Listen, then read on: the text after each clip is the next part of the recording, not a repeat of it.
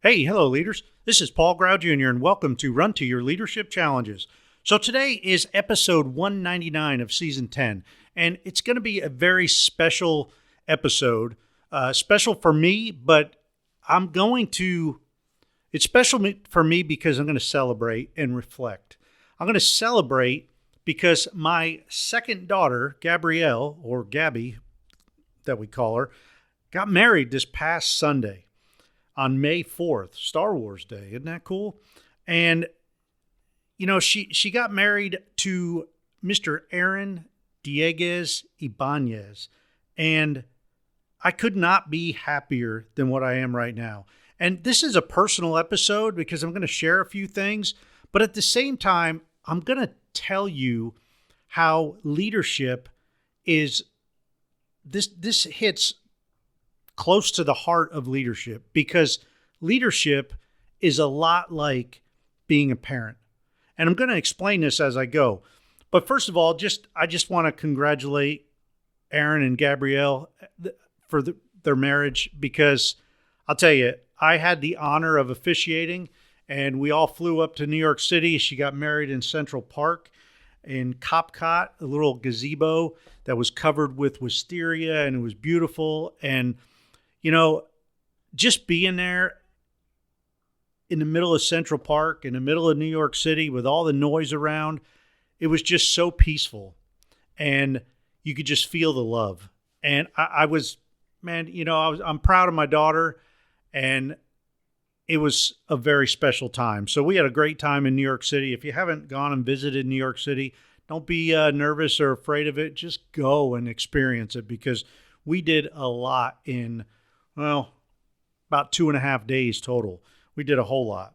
But anyway, saying goodbye to a daughter, in a sense, walking her down the aisle is one of the greatest, feelings, one of the greatest moments of my life. Getting married and having a child, in my case, 5. We have 5 kids.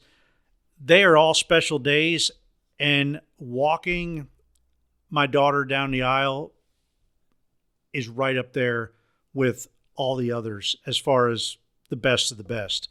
And being able to officiate the wedding makes it even more special, because, I'm the one kind of reading the vows and having them repeat it, and the rings ceremony and all that. And it's just so cool. And before we walked down the aisle, I leaned over to Gabby and I said, "Hey, it's not too late to change your mind if you want to. I'm with you, whatever you decide." And she said, "No way, Dad." And I'm just so happy for her. And I said during the ceremony that from a very young age, we knew that Gabby was very special. I mean, she had such a tender heart. And man, it's special because we see that in Aaron, her husband now. We see that tender heart in him as well. And they make such a great couple. So we're really happy for them. They live out in Salem, Oregon, which is a long ways from Arkansas. But, hopefully we can get out there and visit and see them as often as possible. And Aaron's got a little daughter, which is now, I guess, my granddaughter, which is really cool. I was a grandfather-in-law or grandfather overnight, which is so awesome. Gabby and the little girl, Cecilia or Ceci, they get along so good.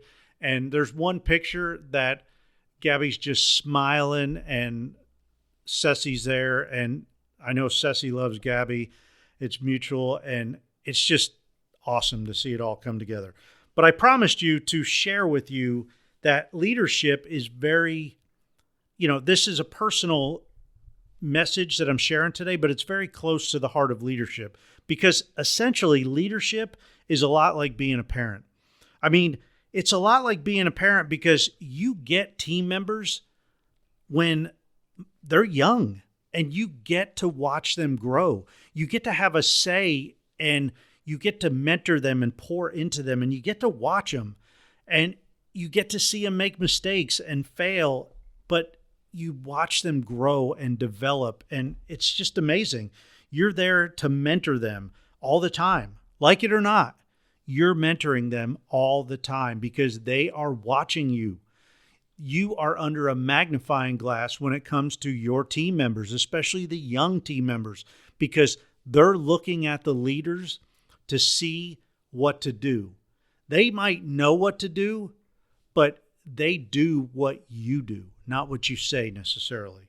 And, let's face it, being a parent, your kids leave. Well, being a leader, it's the same thing. Sometimes, or in today's world, eventually, they're going to leave. And that hurts. It's painful when your kids leave. At the same time, it's joyous. It's one of those bittersweet moments in life where you love to see them go out and get married and go live on their own. But at the same time, it's like, oh, man, they're not my little girl anymore, my little boy anymore. They're grown up. They're going off on their own. And it's a bittersweet moment when your team members leave as well. And, one thing, how leadership is a lot like parenting, is that you have to let them fall. As a parent, we can't be those helicopter parents that are constantly just coddling our children. If we do, they're never going to know what the real world's like. Well, being a leader is the same way. You need to watch your people fall sometimes. Intentionally let them fail, because failure might put a bitter taste in their mouth and it might really discourage some, but you can be there to pick them up. And when they fail, and when you let them fail intentionally and then you follow up behind them and say, man, you did exactly what I wanted you to do. What did you learn? You can always start asking those questions. What did you learn from this failure? And man, I know my kids have heard that a lot over the years. And then, you also have to discipline your team members. As a leader, as a parent, we discipline our kids, and it freaking hurts at times. I know exactly what my parents meant when they said, oh, it hurts me more than it hurts you. And of course, we used to get a belt a lot when I was growing up. That's very seldom nowadays. I mean, with my younger kids, I don't know if they've ever seen a belt. Maybe a few times, but I mean, it is just, you got to discipline them in some way, shape, or form. Now, the biggest form of discipline is probably taking away their phone, or taking away their time on their games, because that's what they love. So when you figure out what your people love, you can discipline them in a way that you don't have to spank them. You don't have to, spank them or punish them in that way. You just take things away. And that's that negative reinforcement. You take something away so you can see a change in their behavior. Now, like I said, the discipline really hurts. Watching them fall and fail really hurts.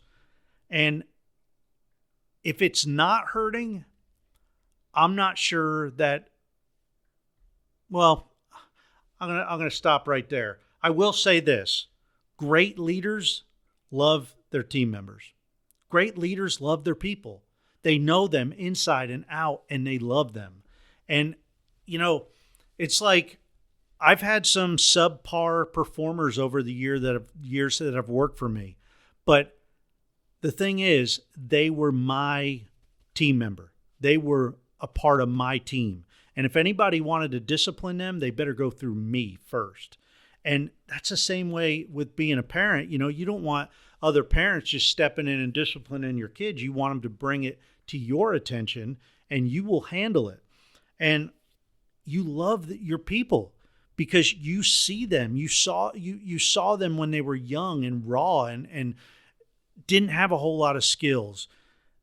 And then you see them later in their careers when they're better and better and better. And, I'll go one step further.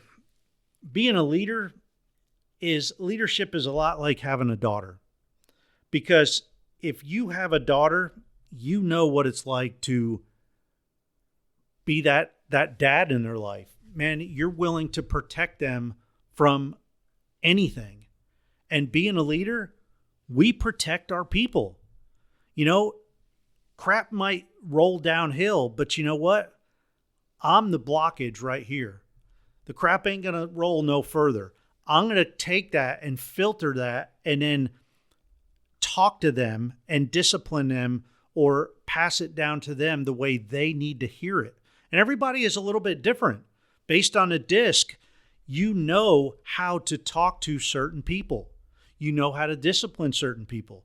Because if you can narrow down where they fall on a disc assessment, you know exactly how to communicate with them in the best manner possible. Now, besides protecting them, being leadership's a lot like having a daughter, because no one is ever going to be good enough for your daughter. Well, it's the same thing with a team member. No team out there is going to be good enough for your team member, especially once you grow them up and you get them to the point where they're skilled and motivated and they can do their job to the best of their ability, and it's great. You're proud of that, and you just don't want to hand them off to any old team and have them go off on their own. You want to protect them.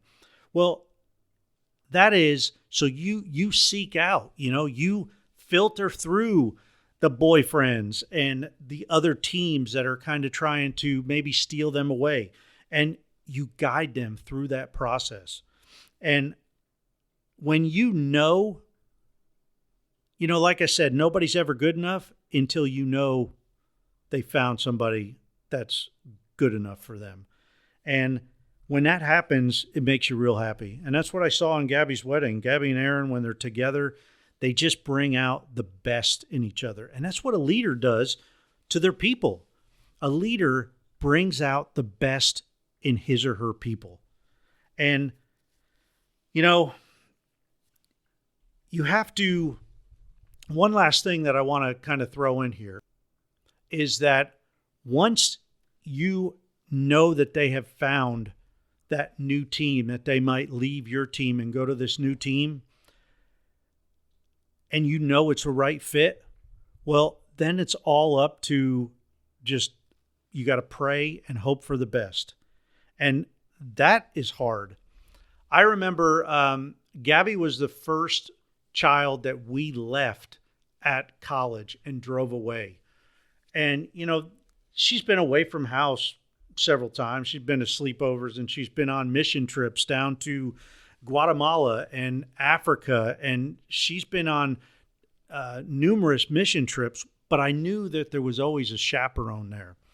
When we dropped her off at her college and we left, it was like, oh my gosh, she's unchaperoned, and that was a lot to let go of. And if you're a parent and if you've been there, nothing can really prepare you for that moment where you drive away from the college that first time. And I know a lot of parents go through that every fall when they do that, and it's tough. So start preparing yourself now for that, because that is an interesting thing. And when we left that college, we prayed and we hoped for the best. And we knew that we had raised her right and she was going to be fine. And it's the same thing now.